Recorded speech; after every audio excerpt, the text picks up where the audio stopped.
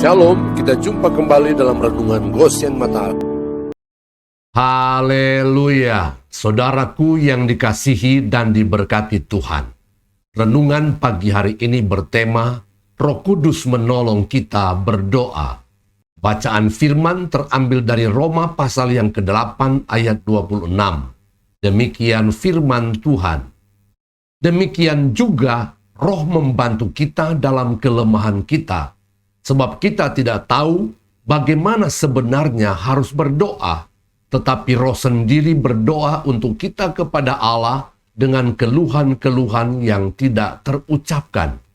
Berbicara tentang doa atau berdoa, agama dan keyakinan apapun pasti mengajarkan dan tahu tentang namanya doa atau berdoa.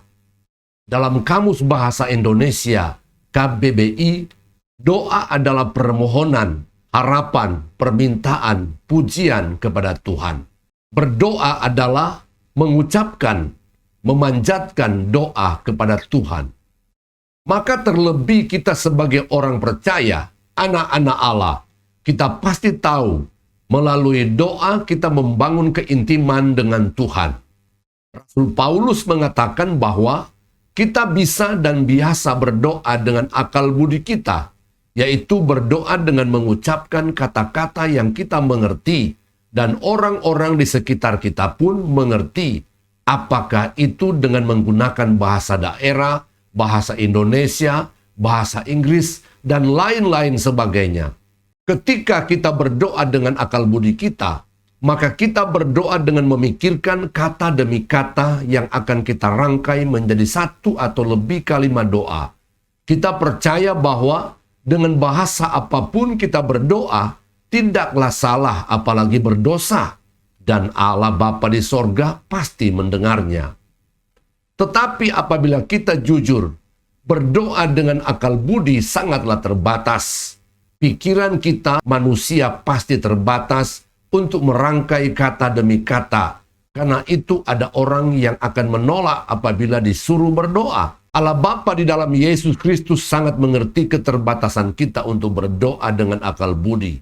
Karena itulah Roh Kudus diutus oleh Bapa ke bumi ini, salah satu tujuannya adalah untuk menolong anak-anak Allah berdoa. Selain menolong dan mengurapi akal budi kita untuk berdoa, terlebih lagi memberikan bahasa lidah atau bahasa roh melalui baptisan Roh Kudus, supaya kita bisa dan dapat berdoa dengan roh kita. Karena itu Paulus berkata dengan sangat jelas dalam 1 Korintus 14 ayat 14 dan 15. Sebab jika aku berdoa dengan bahasa roh, maka rohkulah yang berdoa, tetapi akal budiku tidak turut berdoa.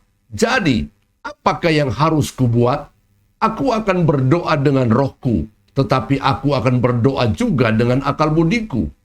Aku akan menyanyi dan memuji dengan rohku, tetapi aku akan menyanyi dan memuji juga dengan akal budiku. Saudara-saudaraku terkasih di dalam Yesus, banyak orang Kristen tidak percaya, menolak bahkan menentang bahasa roh dengan mengatakan sebagai bahasa setan, bahasa mantra, dan sebagainya.